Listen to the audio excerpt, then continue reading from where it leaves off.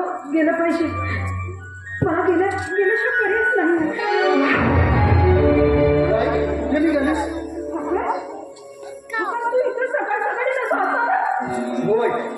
कामच तसं अचानक आलं ना, म्हणून अचानकच यावं लागलं बघ.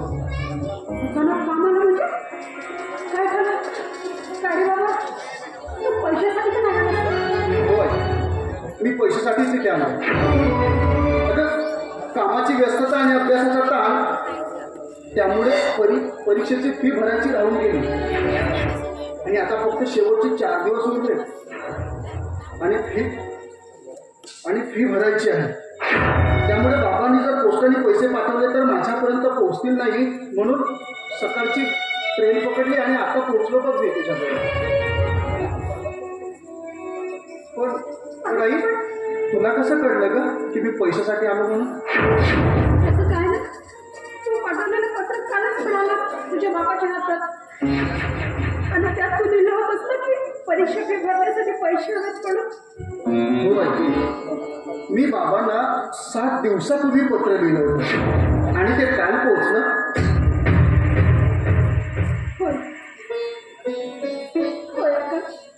आणि तेव्हापासून तुझे बाबा तुझ्या परीक्षेच्या फीला लागलेल्या पैशाबद्दल चिंतेतच दिसतात. म्हणजे आई, बाबांना पैशाची व्यवस्था अजून केलीच नाही का?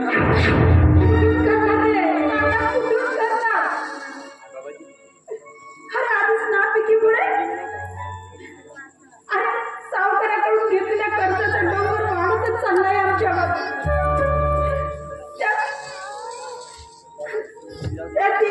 यंदा स्वतःच्या या पावसामुळे हाती तोटी आणला घास दिसून चाललाय. अरे सांगायचं म्हणजे 4 दिवसापासून घरात अन्नाचा कळ नाही बाळा.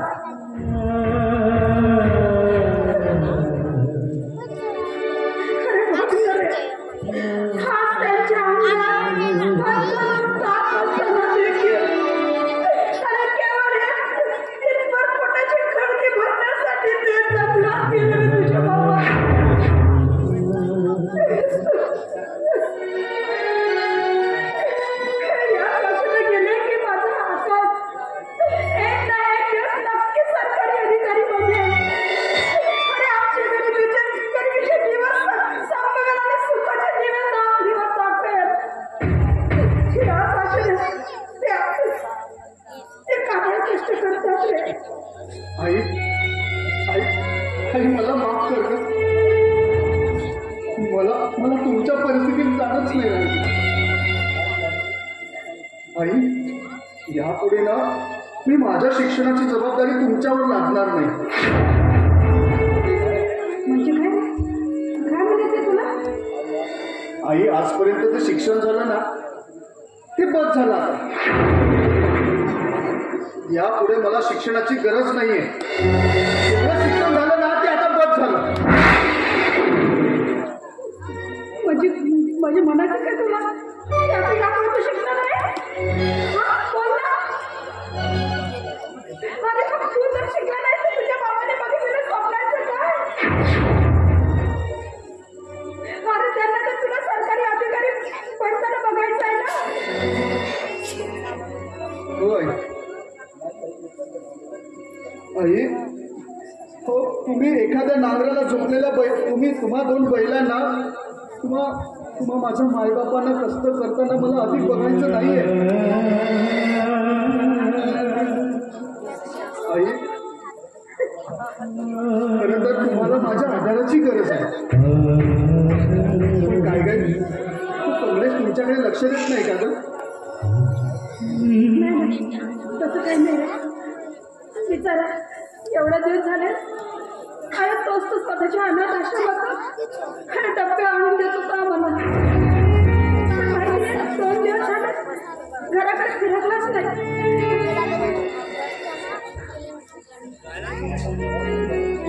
अरे पण आकाश, बराच वेळ झाला तुझे बाबा आले नाही. मी जरा जंगलात जाऊन बघते. त्याला सांगते की तू आलायच म्हणून.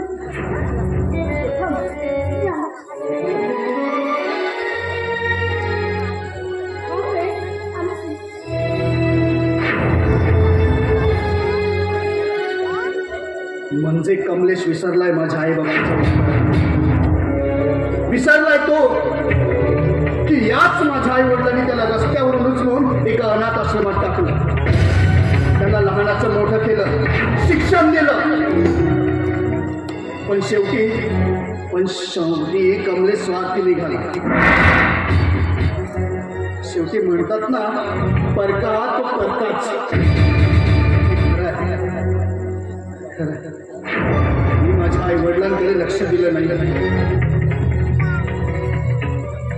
उपकाराची परतफेड चांगली करतोस कमलेश, चांगली करतोस. लोक असं का वागतात येत नाही.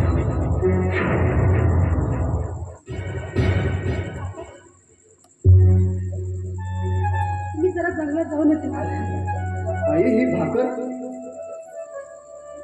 काही काल रात्री शेवटचे थोडंसं पीठ उरलं होतं, त्याच्यातून दोन भाकरी बनवले मी. आता तू आलास तर एक भाकर तुझ्यासाठी ठेवली आणि ही एक भाकर आहे ना, मी जंगलात घेऊन जाते. अरे भूक लागली वाटेल तर आम्ही दोघं हाती हाती मिळून खाऊन टाकू. आई आई ही एक भाकर मिळून तुम्ही दोघं जण मिळून खाणार आहात? हो, खातो आम्ही. हे बघ, तुझ्यासाठी भाकर ठेवली आहे, हात पाडली आणि भाकर खाऊन आला.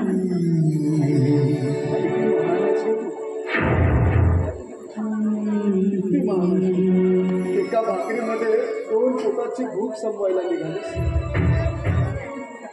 आई अजून किती उपास झेलणार तुम्ही माझ्यासाठी? अजून किती कष्ट झेलणार तुम्ही माझ्यासाठी? आई तुम्ही माझे खूप महान मार्गदर्शक तुम्ही.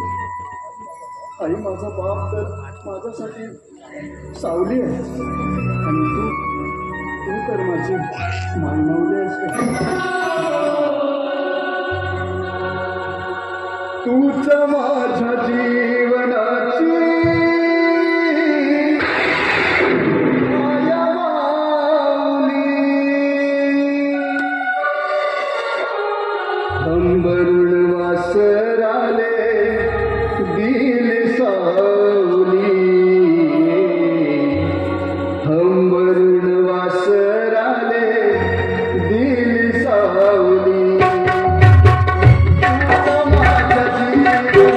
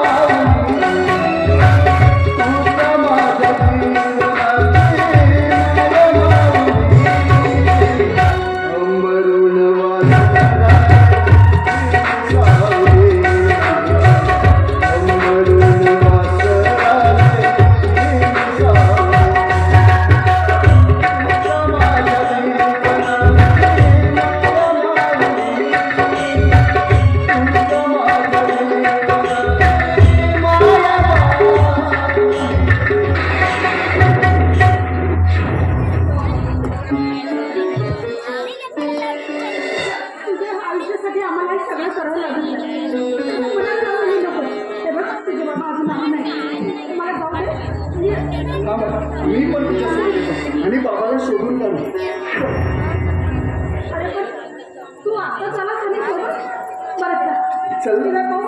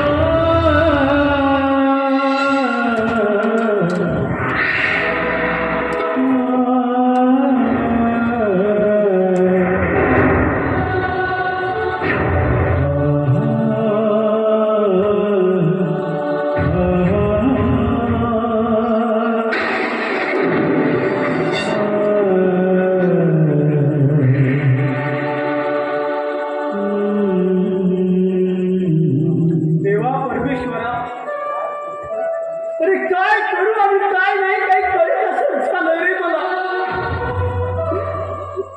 सारं गाव हिंडलो या अनवानी पायाने पण माझी ही मोडी घ्यायला कोणीच तयार नाहीत रे. तेव्हा हे पोळ्या कवचामध्ये या टाकलेल्या खांद्यावर मांडतो आणि लोकांच्या दारासमोर उभा राहतो तेव्हा दारावर आलेल्या भिकाऱ्या समोर मला दारातून हाकलून लावतात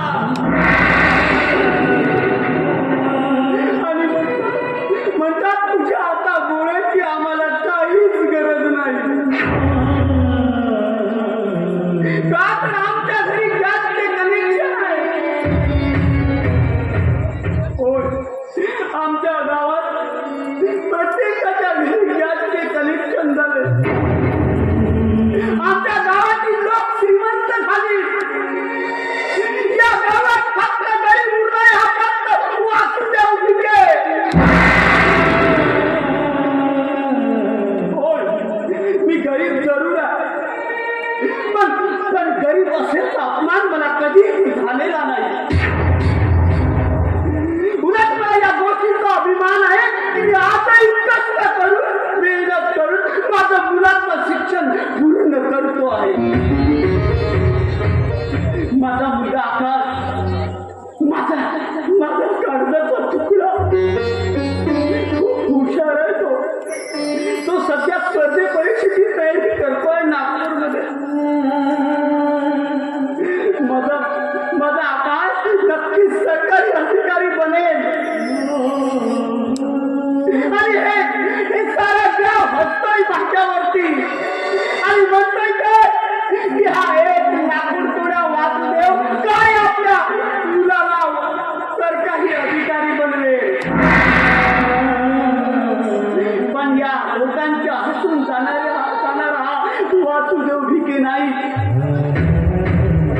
मला माहित आहे माझा आकाश एक दिवस सरकारी अधिकारी बनेल. माझा आकाश सरकारी अधिकारी आणि हे माझ्यावर हसणारी लोक मला म्हणतील ते बघा आकाश साहेबांची बाबत चालले. तेव्हा माझा अंत करायचं हास्याने फुलून उठेल. बघा माझा आकाश नक्कीच सरकारी अधिकारी बनेल.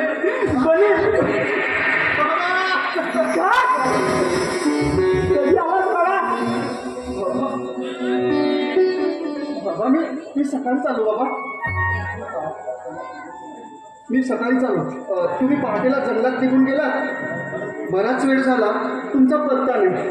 त्याच्यामुळे मी आणि आई तुम्हाला शोधण्यासाठी जंगलात गेलो होतो. तर वाटेत आपले दानू काका भेटले. त्यांनी सांगितलं की तुम्ही आता घरी आलात म्हणून आलो बघा इथे. बाबा अच्छा.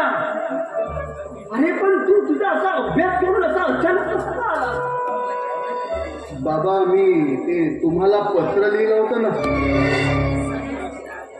होय, तू मला पत्र लिहिलं होतं.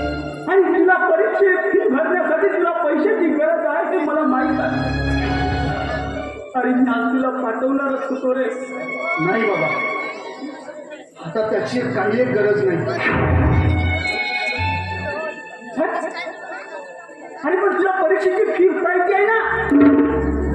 होय बाबा, मला पैशाची गरज होती, पण आता नाही आहे. तू पैशाची वगैरे व्यवस्था बाहेरून केली आहे. नाही बाबा. मग अरे देतो रे बाळा, तुला पैसे देतोय मी.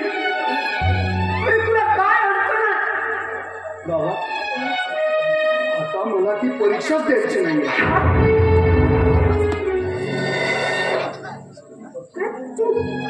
तू ती परीक्षा देणार नाही. तर एवढा मोठा निर्णय घेतला याचं कारण तुला मी विचारू शकतो. बाबा, खरं तर मी परीक्षेच्या फीसाठीच इथे आलो होतो. मग काय झालं बाबा, इथं आल्यावर मलाही तुमची परिस्थिती दिसली ना बाबा. आता नकोयत मला ते पैसे आणि नकोय ती परीक्षा. आकाश वा. अरे आजपर्यंत वाटलं होतं माझा हा काच तर तू हुशार आहे रे. पण नाही, वेडा आकाश आहे तू, वेडा आकाश. अरे तुला माहित नाही, अरे एखाद्या जगण्याला मूर्तीचं रूप धारण करायचं असेल तर त्याला आधी टाकीचे घाव सोसावे लागतात, तेव्हा त्या जगण्याला मूर्तीचं रूप येतोय. आपण तर साधारण माणसं आहोत रे. अरे माणसाला एखादा ध्येय गाठायचं असेल तर अनेक परिश्रम करावा लागतो या काय. आणि तू तर स्वतःवर जबाबदारी आली म्हणून घाबरून पडून आला तिथे. नाही बाबा, मी स्वतःच्या जबाबदारीला घाबरून पडून आलेलो नाही इथं. बाबा, ही आपली घरची परिस्थिती आणि हा तुमचा थट्टा काळ. बाबा, या वयात मला तुम्हाला अधिक कष्ट करू द्यायचे नाहीत मला. बाबा, खरं तर मला आता तुमच्या आधाराची गरज आहे. मला माझी गरज आहे. बाबा, मी आता ना तिथं तुम्हाला सोडून कुठेच जाणार नाही. आकाश वा. अरे नाही पावत ते तुला आमची परिस्थिती. नाही सोसत नाही हे आमचे कष्ट. अरे जीव करमतोय ना तुला आमच्यासाठी. म्हणून तर आमच्या स्वप्नाची रांगोळी करायला निघालाच रे.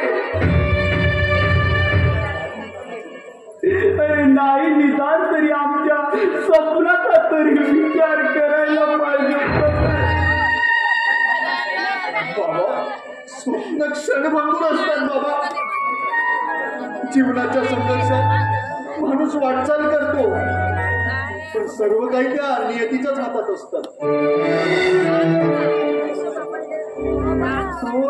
एकाला तुम्ही अनाथ आश्रमातून उचलून तो मुलगा तुमची सेवा करतो, तुम्हाला अन्न पुरवतो, आणि मी मात्र कर्तव्यहीन होऊन तुमच्या कष्टावर शकतोय बाबा. नाही बाबा, नाही. म्हणून मी आता ठरवलंय, मी सुद्धा कष्ट करेन, मेहनत करेन, आणि माझ्या कष्टाची भागदार मी तुम्हाला वाढेल बाबा, तुम्हाला वाढेल. पण आता शिक्षण घेणार नाही.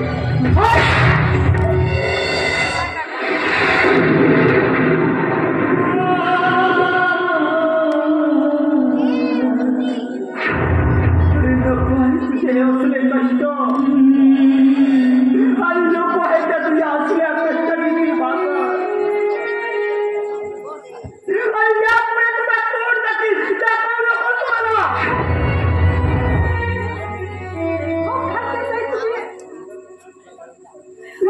आपला मुलगा काय म्हणतो ते ऐकून तर घ्या. मला काय समजायचं बाकी राहिलंय ग. त्याच्या चक्रात आपण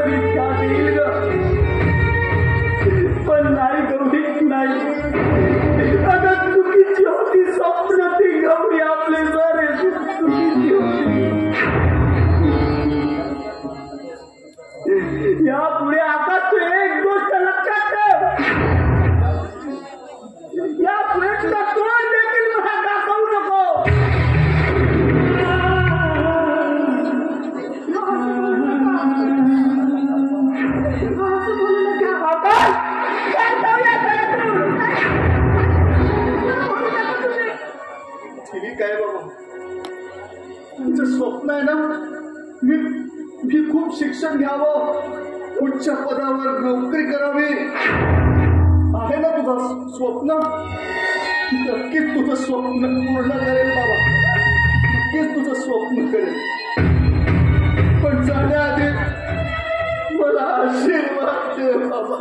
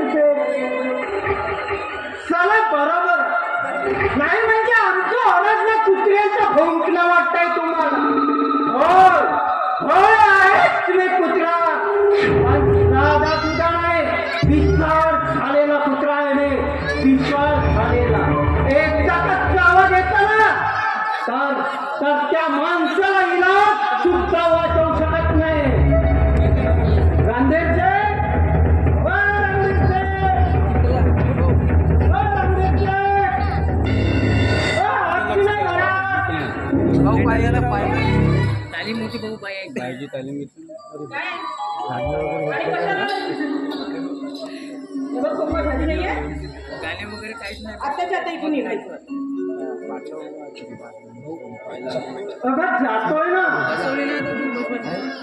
मी पण इथं कुठं मुक्कामाला आलो म्हणतोय मी, पण एवढी काही कशाला म्हणतोय मला रबाळ काढण्याची नाही म्हटलं. फक्त रणधीर साहेबांशीच भेटायचं. एकदा त्यांची भेट झाली की मग जातोय आपलं चुपचाप.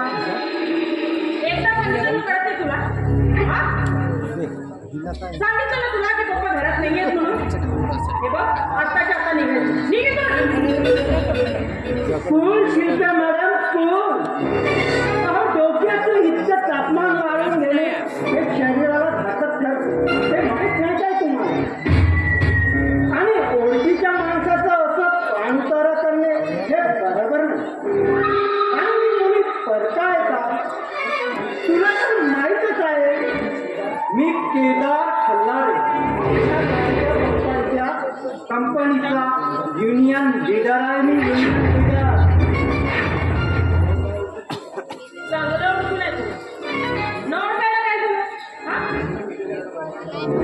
तुला केलेले सगळे कर्मकांड माहिती आहेत मला, आणि त्या कर्मकांडामुळे चांगले ओळखते तुला.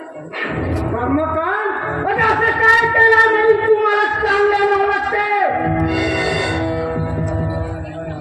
काय केलं म्हणून काय विचारते? तुला माहितीये ना आपल्या गावात आलेली नवीन शिक्षिका, तिच्यासोबत काय केलं हे माहिती नाही असं वाटते का तुला? मला चांगलं माहितीये. तो तुझा पुण्यप्रताप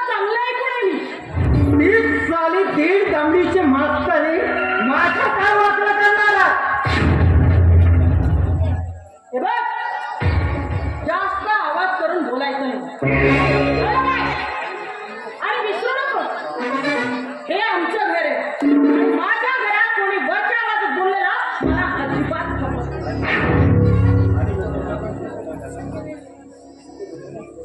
आणि या घरामध्ये असल्या लोकर माणसासाठी जागा नाही फुकटाने या घरातून निघायचं. चले. आणि या पुढे जर बरं किती येण्याचा प्रयत्न केलास ना तर याचे परिणाम चांगले होणार नाही.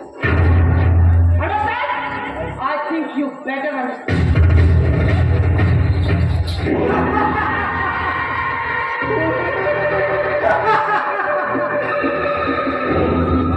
अंडरस्टँड. अगं शिल्पा मी तुला केलाय अंडरस्टँड. पण तुला माहित नाही शिल्पा तू काय केलंय. तू या केदारला नाही तर एका विषारी सापाला डिवचलाय. सापाला.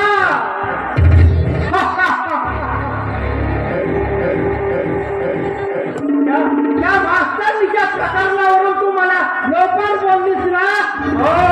होय आहेस मी लोकर.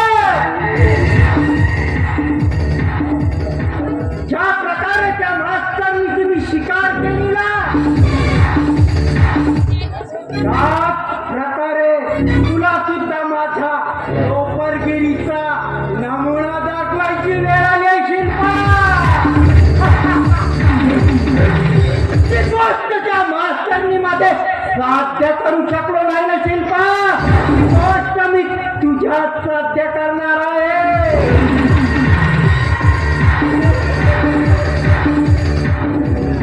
तुझ्या ते सौंदर्यपूर्ण असलेले कान तुझ्या बापाचे संपूर्ण धान आता यामध्येच लागलाय माझा लक्ष्मण. एक टक्का तुझ्या अब्रूला कलांकित केलाय ना शिल्पा तर तुझ्या बापाला मला जावई बनवल्याशिवाय दुसरा पर्यायच राहिला नाही. मग मी होणार संपूर्ण प्रॉपर्टीचा वारसदार.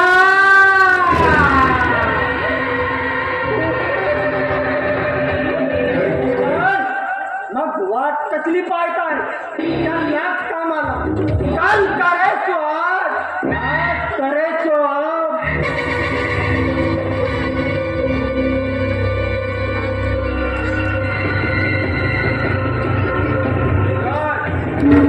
काय करतोस तू? काही नाही मला तुम्ही आता नाही ते बघत होतो.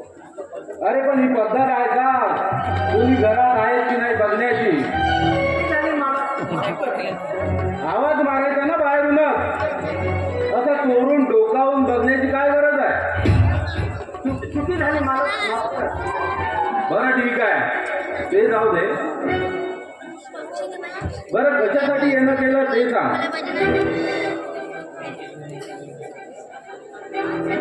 आपल्या कंपनीतील कामगारांनी स्वीकारलेल्या संपाची माहिती देण्यासाठी आलो होतो इथं साहेब. यानंतर कामगार कामावर येणार नाही. होय ही माहिती मला आधीच कळली. मी आता कारखान्यामधूनच येतो. तो पण त्या कामगारांना संप पुकारायला लावणाऱ्याचा अजून मला पत्ता लागलेला नाही. ते कामगारांना संप पुकारायला लावणारा दुसरा तिसरा कोणी नसून तो मीच आहे. काय कामगारांना संप पुकारायला लावणारा तू आहे. पण तू आता का केलं. हो कामगारांना संप पुकारायला लावणारा मीच आहे. मागील 2 महिन्यापासून तुम्ही कामगारांचा पगार रोखून धरला म्हणून त्यांचा बोनस पण रोखून धरला. म्हणून मला तसंच करावं लागलं. केदार मी कामगारांना बोनस देणार नाही आणि त्यांची पगार वाढ सुद्धा करणार नाही. आणि हो हे जर प्रकरण असंच चालू राहिलं ना तर त्यांचा उर्वरित पगार सुद्धा देणार नाही. माझी काही हरकत नाही. मग आपण भेटू लेबर. अरे तू कोणाला धमकी देतो त्याचं भान आहे का तुला. श्रीमंती दूर झालेल्या कापड इंडस्ट्रीच्या मालकाला तुकडा. केदार खूप महागात पडेल हे तुला.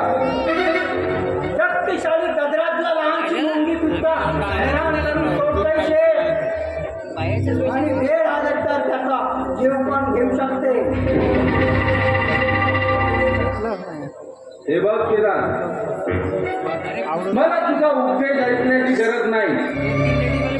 मुकाट्यानं त्या कामगारांना संप मागे घ्यायला लाव, यातच त्यांचा भला आहे. आणि तुमचं विचारण दिसते. पण त्यासाठी माझी एक अट आहे.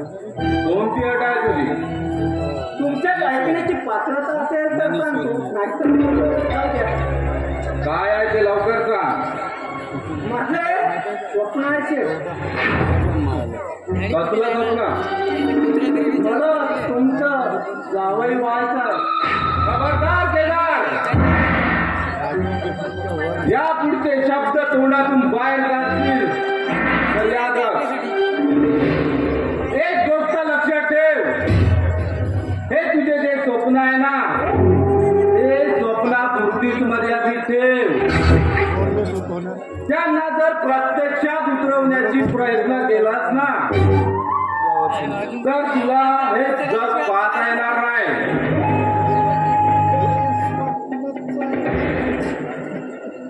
I said get out. मगर इतना जरूर ख्याल रखना शेठ, पानी में बहने वाली मछली को कभी नींद नहीं आती. एकदा माझ्या स्वप्नाचा आणि आपल्या कंपनीचा विचार करून बघायचे. येतो मी.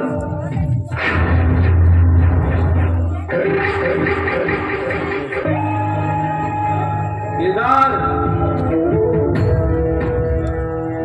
तुला काय वाटलं तू माझी कंपनी बंद पाडशील आणि नाईलाजाने मी तुला जावई म्हणून स्वीकार करेन? नाही केदार, नाही. असं कदापि घडणार नाही. कारण हा रणधीर देशमुख आहे, रणधीर देशमुख. मला माझ्या जीवनात पैशासोबतच माझा मानही तितकाच प्रिय आहे. मी माझ्या मुलीचा हात अरे तुझ्यासारख्या मामुली लेबरच्या हातात देईन. अरे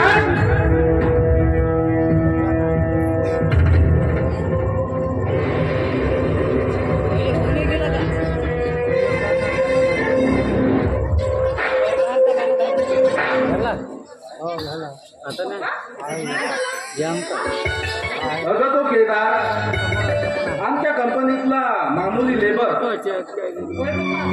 आला होता इथे. त्याला म्हणे तुझ्याशी लग्न करायचं आहे. होय, आणि त्यासाठीच त्याने कामगारांना संप पुकारायला लावलं आणि आपली कंपनी बंद पडायला लावली. मला त्याचे मनसुबे कळले.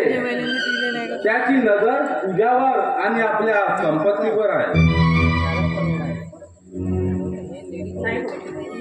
मी एकदाच मरत पत्ता पण तसल्या नीच नाल्यात माणूस लग्न कधीच नाही. असं शब्द बोलू नको चिंता. अगं जोपर्यंत तुझा हा बाप आहे ना, तुझ्या केसाला सुद्धा धक्का लागू देणार नाही. मला माहिती आहे. आय लव्ह यू पप्पा. I love you so much. पण मला सांग शिल्पा, काय पप्पा? तू इतकी सजून तुझे जायचं कुठे आहे? तुम्ही या विसरपणेच आहात. किती वेळा सांगितलं होतं की मी कॉलेजमध्ये डान्स कॉम्पिटिशनला जाणार आहे आणि तो दिवस आज आहे. अरे हो, विसरलो. बरं, तुला ऑल द बेस्ट. जा तू आणि जिंकूनच ये.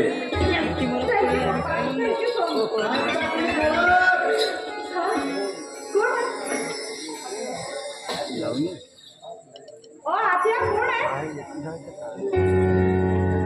हे रणधीर देशमुखचं घर आहे ना? आकाश तू? अरे शिल्पा तू? हो, अरे हे आमचंच घर आहे. आणि रणधीर देशमुख माझे पप्पा आहे. अगं शिल्पा, तू ओळखते त्याला? कोण आहे हा? पप्पा, हा माझा कॉलेज म्हणजे आम्ही 12वी मध्ये सोबतच होतो. त्यानंतर तो दुसऱ्या कॉलेजला गेला काय कुठे शिक्षण घेतलं तू आता? नागपूरला अच्छा नागपूर युनिव्हर्सिटीमध्ये झालं माझं शिक्षण पूर्ण. अरे वा आणि मला असं कळलं की तुमच्या कंपनीमध्ये वॅकन्सी आहे तर त्यासाठी आलो होतो. जर ती जागा खाली असेल तर मला गरज आहे होत्या जागाची. नाही, आता ती जागा खाली राहिलेली नाही, तुम्ही जाऊ शकता. पप्पा मी काय म्हणते आकाशला खूप हुशार मुलगा आहे, खूप संस्कारी मुलगा आहे. ऐका माझं. अगं शिल्पा, तुला माहित नाही ही गरीब खूप माजूर असतात आणि गरिबाची तरुण मुले तर त्यातूनही माजूर. श्रीमंतांची मुले दिसली की त्यांच्याशी मैत्री करायची, प्रेम संबंध साधायचे आणि त्यानंतर लग्नाची मागणी करून लग्न करायचं आणि त्यांच्या संपत्तीचा मालक व्हायचं. हे या गरिबांचे गंडे आहेत. प्रत्येक माणूस सारख्या विचाराचा नसतो साहेब. साहेब मी थुंकतोय तुमच्या या श्रीमंतींवर. हरामाची पुरणपोळी खाऊन स्वाभिमानी होण्याचे स्वप्न मला माझ्या आईवडिलांनी दाखवले नाहीये आणि संस्कार सुद्धा दिले नाहीत मला. येतोय शिल्पा.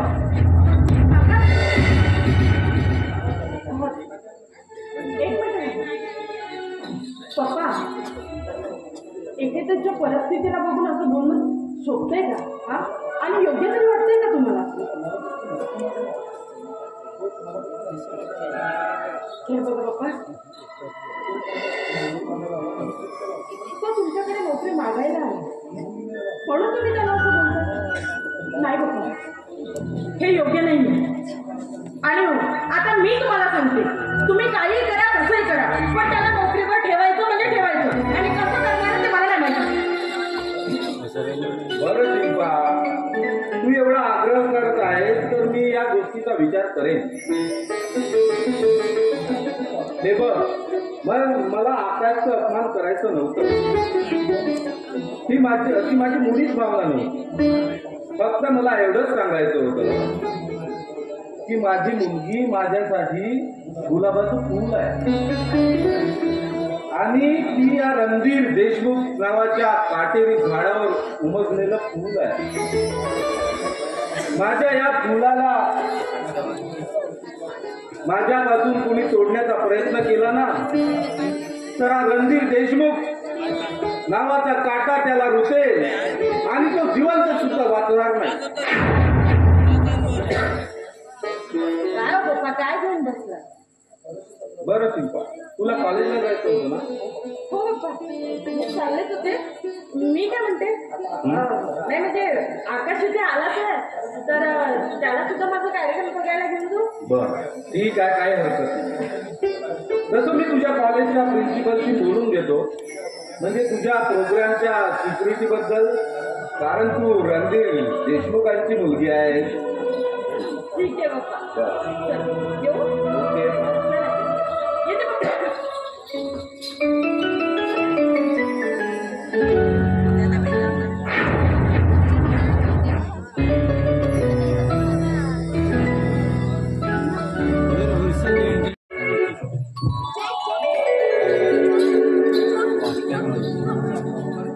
हे बघा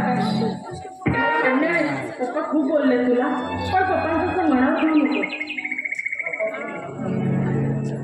मला माहिती आहे रे, पप्पा तुला नक्कीच नोकरी देतील. पण ते कसं काय?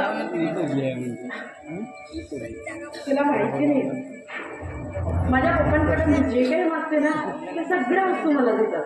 मग तुला काय नाही देणार? हा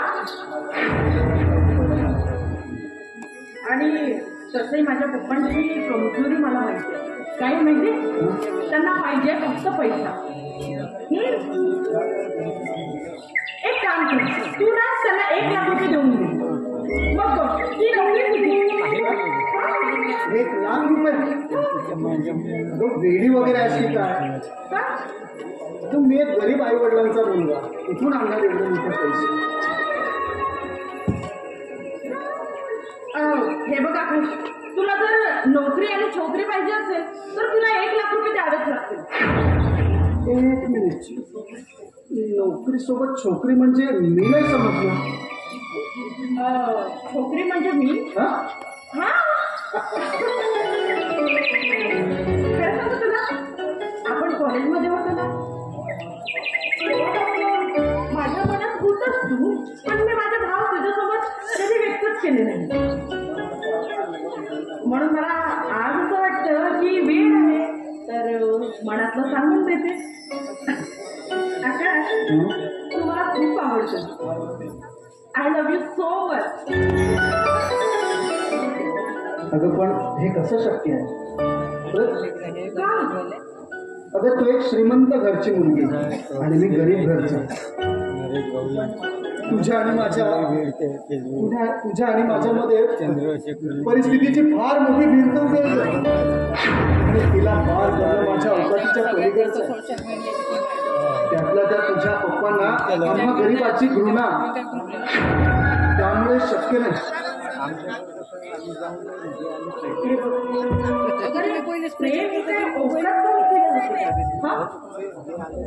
आणि तसा उरला प्रश्न माझ्या पप्पांचा तर त्यांना कसं राजी करायचं चांगलं माहितीये मला तू फक्त 1 लाख रुपये ठेव होईल नाही सगळं हा करशील ना एवढं प्रेम करतेस माझ्यावर अगं मला कधी वाटलंच नाही की एवढ्या मोठ्या घराण्याची मुलगी एवढ्या श्रीमंताची मुलगी माझ्यासारख्या गरीबाच्या प्रेमात पडेल म्हणून तुझ्या पप्पांना फक्त 1 लाख रुपये पाहिजेत ना मी आत्ताच्या आत्ता घरी जातो आणि तुझ्यासाठी 1 लाख रुपयाची व्यवस्था खरंच अरे तू जाणार ठीक आहे पण माझा आधी प्रोग्राम तर बघू अरे नाही आता मी तुझ्यासाठी नोकरी बरोबर छोकरी पाहिजे ना त्याच्यामुळे मी लवकर जातो आणि लवकर पैसे घेऊन येतो शो नंतर बघायचा मी पैसे आणतो ठीक आहे चल बा प्रोग्रामसाठी बेस्ट ऑफ लग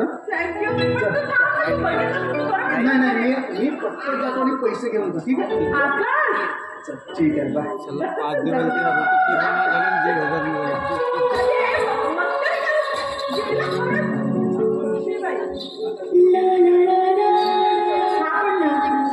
आता मी एकटीनं काय करायचं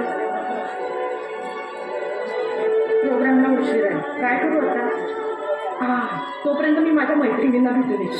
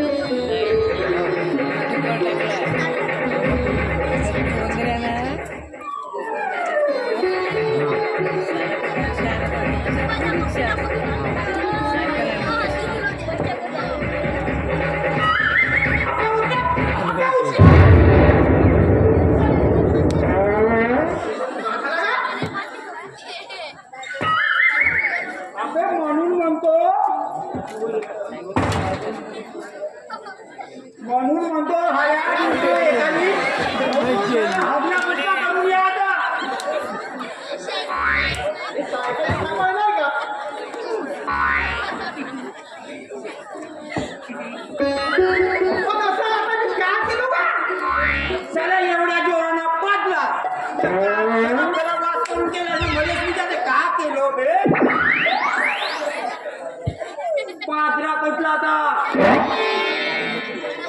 काही नको बोलू का मी पाडलोच नाही अबे तू नाही पाडला सगळा पटाची दुबेजा पाडली का मी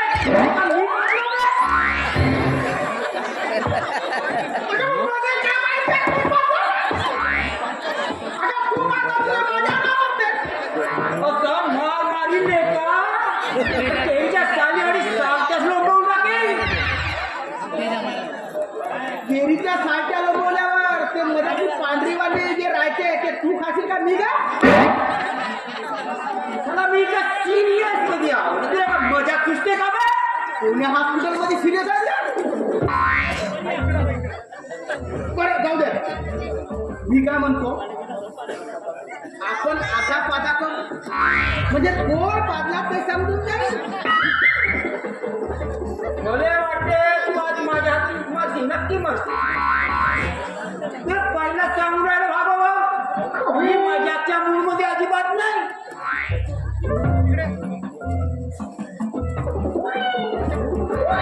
भाऊ आपण दोघे पाजलो नाही का भाऊ. माझ्या अगं तुझी सायकल होती. काय भाऊ एक वेळ तू माझी मजा कर मी सहन करून टाकी पण माझ्या शाळेतली अजिबात नाही बाबा. अगं खरंच सांगतो का भाऊ तू पागल बिगल झालास का सायकल कधी पाडते का बे. अगं तुझ्या सायकलच्या टायरने हवा सोडली म्हणतो. म्हणजे तुझी सायकल पंक्चर झाली. अबे यार तुझ्या कोपचा काय होतं मला बे? भले म्हणते काढला म्हणून. बरं हे सायकल घेऊन जा त्या रव्याच्या सायकल स्टोर मध्ये दुरुस्त करायला टाकून दे आणि येताना त्या बोक्या राख्या आहे ना त्याच्या पांढेला तू पश्चिम मजेला खर्रा घेऊन घे ना खर्रा घोटाने त्याची उभा राह त्याला दुरी खेळत राहते भळवा त्या चौकाने त्याला दुधारी बनवलं भळवा. आता का देऊ बे तुले 20 रुपये खरीदले. का तुझ्याकडे नाही आज बे? वारे वा खरा खाशी तू ना पैसे मी देऊ नका. अबे का देऊ बे? का मी तुला नको खाऊ म्हणले. मी खर्रा बिरा खात नाही. खर्रा खाल्ल्याने कॅन्सर होतो. अबे तर भात खाल्ल्यानं शुगर वाढते बे म्हणून भात खाणं सोडले का बे. जा त्या बोक्याला माझं नाव सांग कच्ची मजा खरा दे म्हणा भाडी झाले ओके हा कार्नर मध्ये पांढरी नेकरीवाला भला मासऱ्या खाया तो टेकीचा मग करतो होता भरला गुबाड्या येते दिसते. ओटी येती दिसते मासऱ्या खावाले मरते भडवा तो उद्धार देत नाही म्हणते ना. दर देत नाही मग भडवा. त्या दिवशी त्याच्या पाणखिल्यात गेलो तर मला सांगत होता पाणखिला परवेश नाही म्हणे. आता म्हणे हा चुलीचा पाणखिला म्हणे. आता पाणखिला बंद करून दोघं नवरा बायको मिरच्या करायला जातो म्हणे वराडात. 15 रुपये किलो चालू आहे. येती माश्या मारण्यापेक्षा मिरच्या परवडल्या. आगार राहते. तर मी का म्हणतो आपण जाऊन का म्हणतो दोघे तिकडं. अबे पहिलं त्याने घरच्या वांगाला म्हणणं बे 1 वर्ष होऊन राहिला ना मग जा बघा त्या आंध्रमध्ये मिरच्या तोडाले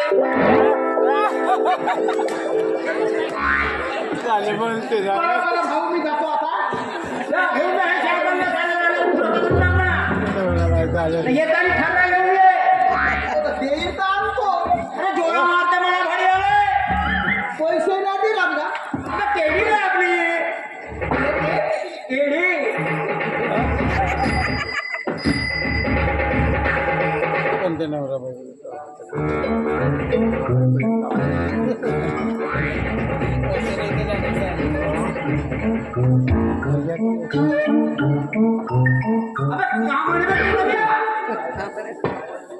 काय नाही 2 मोठे मोठे भोपा पडले दुरुस्त होईल म्हणे का नाही होईल म्हणे तेच म्हणे.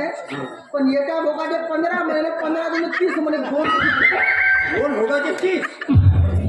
अगं पण मी का म्हणत एवढी मोठी गर्दी कायची हो गं? का गाव भाऊ तू विसरला का. आगाव चालीचा प्रोग्राम आहे आणि त्याच्यासाठी आपली दोघांची ड्युटी लागली आहे का. मग नाचणारी पोटी आहे गं? हे गाव बा आणि बत्तक भवानीचा दिसते का घुंगरू लावून. मस्त माल आहे. येत आहे बढिया बे. Okay bye. त्याचं लग्न झालं.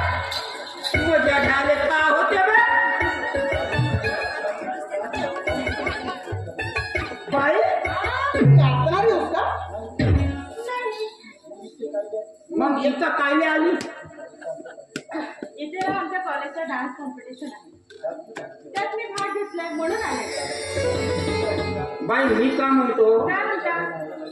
तुझं लग्न झालं आहे का म्हणतो नाही. का बरं? नाही नसेल झालं तर आपण करून टाकू म्हणतो हे बोलतात काय? तर बाई हा? मग तुला पोरबार किती आहेत म्हणतो अरे ए माकडा, माझं लग्न झालं नाही तर पोरं होत नाही कुठून? लग्न करावं लागते का पोरबार वाले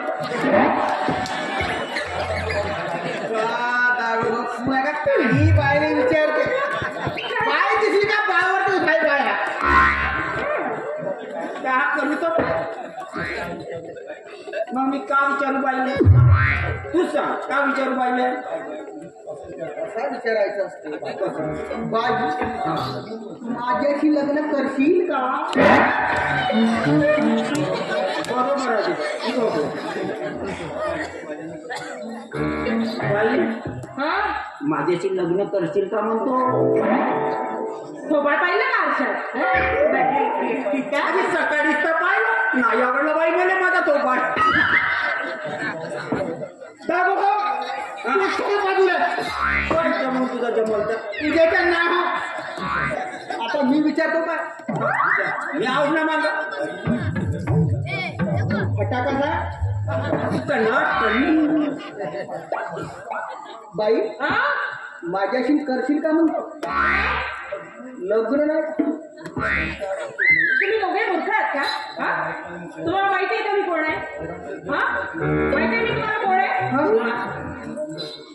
मी रणधीर देशमुखांची मुलगी आहे.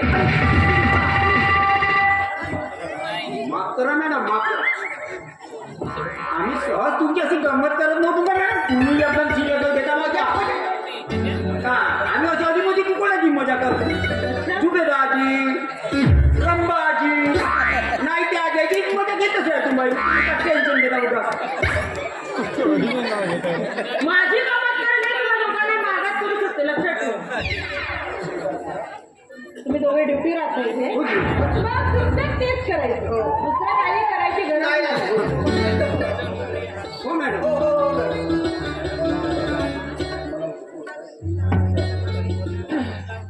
हे बघा मला उशीर होत आहे, मला डान्स प्रॅक्टिस करायची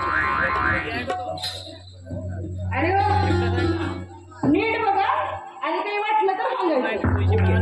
ठीक आहे ना? ठीक का? भाव इकडे राहते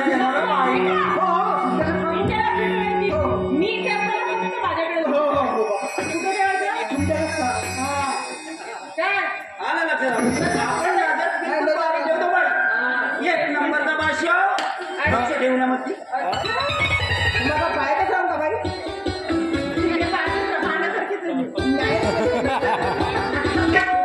ठीक आहे.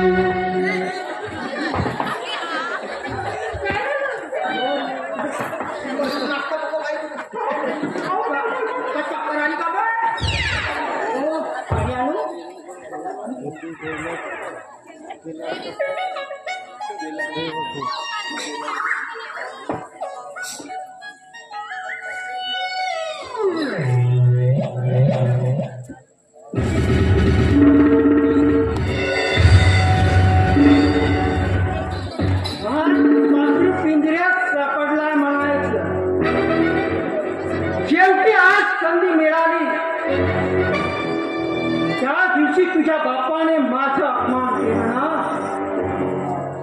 त्याचा बदला मी आज घेणार आहे.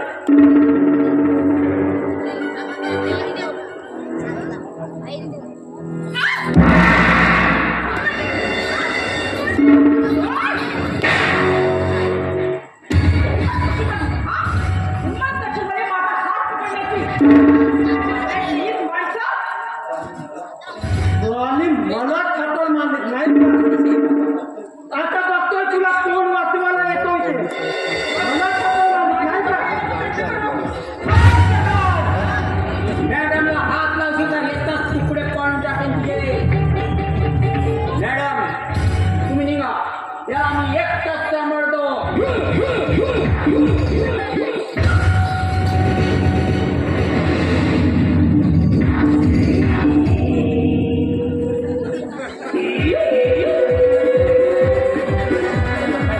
आता बोल, काय करणार आहेस तू?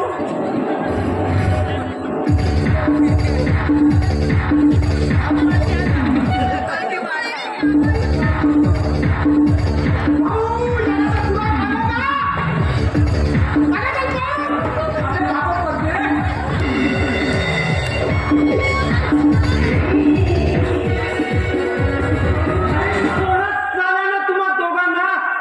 माझं काम बिघडवणार काय? शिल्पा तू कधीपर्यंत माझ्या तावडीतून अशी वाचून सुटणार आहे?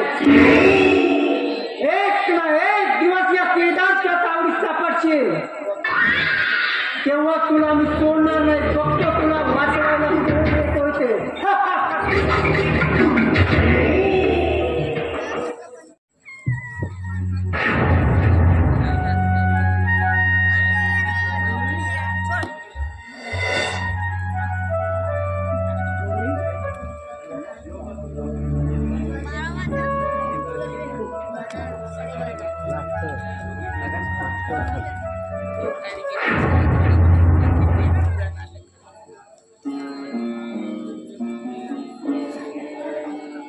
काय तेव्हापासून आपला घरातून निघून गेला, तेव्हापासून अन्नाचा एक घास तोंडामध्ये घेतला नाही.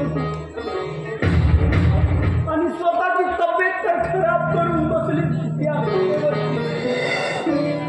घे भातात, खाऊन घे, तेवढा तुझ्या पोटाला आधार होईल का? नको म्हणा काही. तोपर्यंत माझा आकार माझ्या डोळ्याला दिसत नाही, तोपर्यंत मी काहीच खाणार नाही. तुम्ही अगं असं विचार करू नकोस. अगं बघ, स्वतःकडे बघ. अगं काय अवस्था करून घेतलीस तू? तिकडे होते माहिती सगळं तुमच्यामुळे झाडी पडती तुम्ही जर आकाशला वाचून बोलले नसताना तर माझा आकाश असा घरातून निघून गेलाच नसता. बोललो आकाशला टोचून. वीज काढलं घरातून हाकलून त्याला. पण त्याच्या वेदना मी अनुभवतोय का गौरी? यात माझी तरी काय चूक आहे का? आपला मुलगा शिकावा, खूप मोठा व्हावा, एक सरकारी अधिकारी बनावा, एवढीच इच्छा होती का माझी? त्यासाठी आपण एवढं राबतोय ना.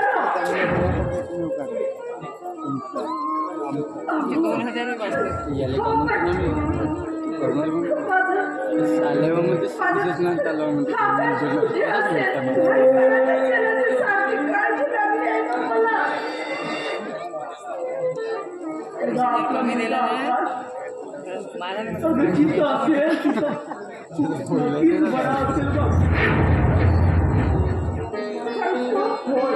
तुम्ही म्हणताय की तसंच असेल ना माझा आकाश.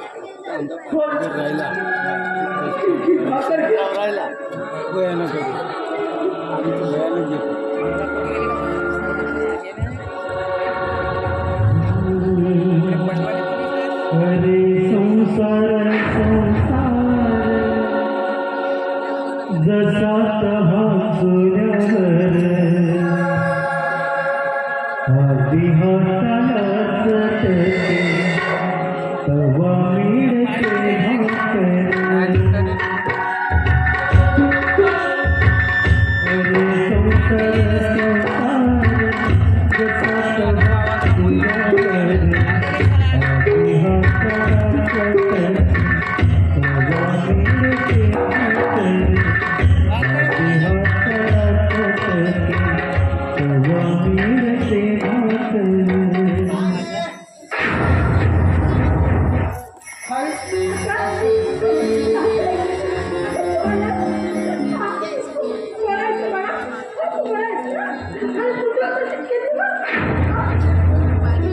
आईने नोकरीच्या शोधासाठी बाहेर गेली आणि शेवटी मला नोकरी मिळाली आहे.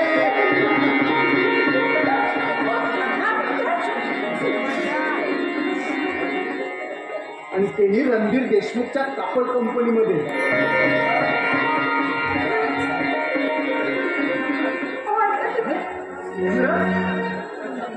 तुला नोकरी मिळाली? होय बाबा. बरं वाटलं ना आकाश. बघितलं गौरी, आता मी तुला नेहमीच म्हणायचो आपला आकाश एक दिवस सरकारी अधिकारी बनेल. आता मी संपूर्ण गावकऱ्यांना ओरडून सांगेन की बघा माझा मुलगा एक अधिकारी बनला. हो पण बाबा त्यात एक अट आहे. बाबा ज्या ठिकाणी मला नोकरी मिळाली आहे त्या ठिकाणी मला 1,00,000 रुपये डोनेशन जमा करावं लागेल बाबा.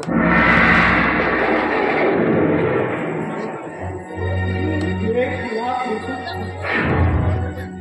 कुठून आणायचे एवढे पैसे? असं काय करते तुम्ही? आपल्या मुलाच्या भविष्याचा प्रश्न आहे की नाही? मग तुम्ही असं करा ना, आपल्याकडे जो जमिनीचा तुकडा आहे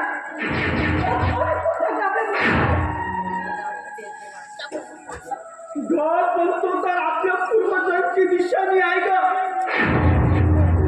आणि आपला शिवाय पोटाचा आधार आहे. नाही नाही, ही जमिनीचा तुकडा नाही विकू शकत. मग मला सुद्धा आपल्यासारख्या मोड्या विकायला लावणार वाटते. हे बघा बाबा, मला ती नोकरी कोणत्याही परिस्थितीत आपली करायची आहे. त्यासाठी माझा जीव गेला ना तरी व्यस्त. असं अगोदर बोलायचं नाही मला, असं अगोदर बोलायचं नाही. कारण तुम्हाला तुमच्या त्या जमिनीचा तुकडा तुमच्या मुलाच्या जीवापेक्षा जास्त प्रिय आहे. हो मी जा म्हणतो तुम्हाला, जा आता त्या सासऱ्याकडे आणि विकून टाका तो जमिनीचा तुकडा. ऐकताय तुम्ही? जा. काय गौरी, अगं तू म्हणतेच आहे तर जातोय मी. जा तुम्ही जा.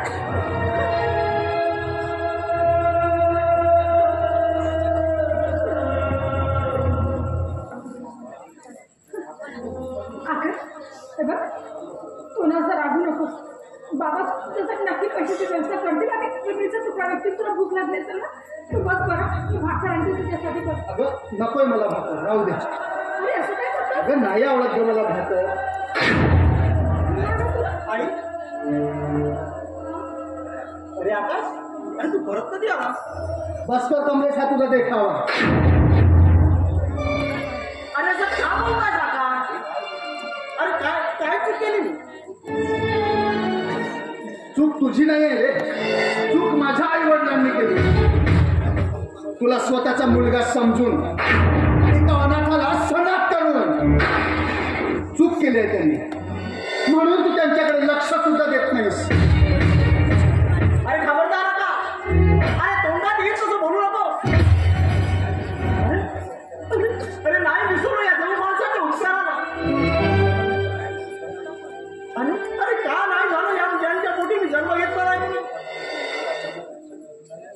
पण माझ्या स्वतःच्या आई वडिलांपेक्षा कमी आहे माझ्यासाठी. अरे आज मी सारं जग पाहतो त्या आई या आई वडिलांच्या उपकारामुळे. अरे उक्तीड्यावर फेकला गेलो होतो रे मी.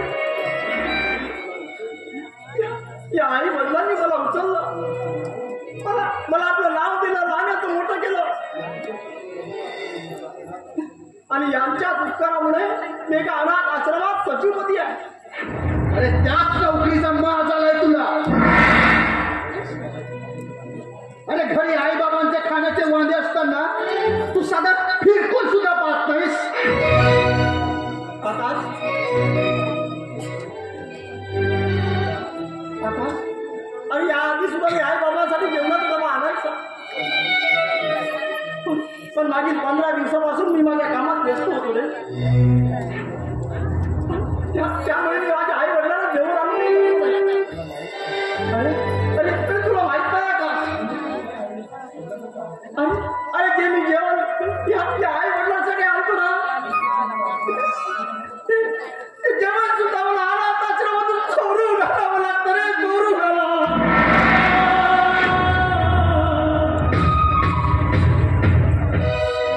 अरे तुला काय वाटतंय आता? अरे हक्काचे नाते आहेत या नाही आहेत या घराचे, पण माझे कर्तव्य आणि वास्तव याच घराची सुटलेलं आहे. मी असं या जन्मी या आई वडिलांच्या उपकाराला विसरू शकत नाही रे. मला आकाश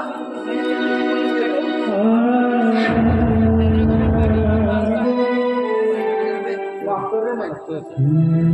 अरे मी गैरसमज करून घेतला. माफ कर.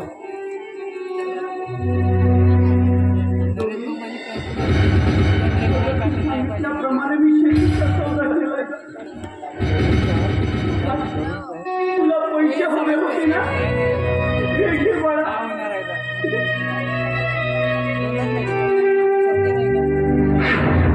अरे बाबा येतो मी.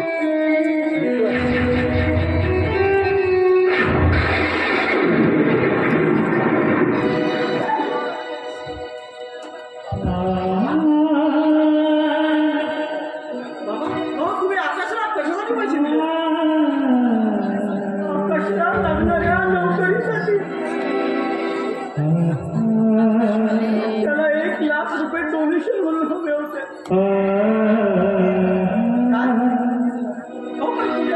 कुठे लागला ना आपला आकाश नोकरीला? रणधीर देशमुखाच्या कापड कारखान्यामध्ये.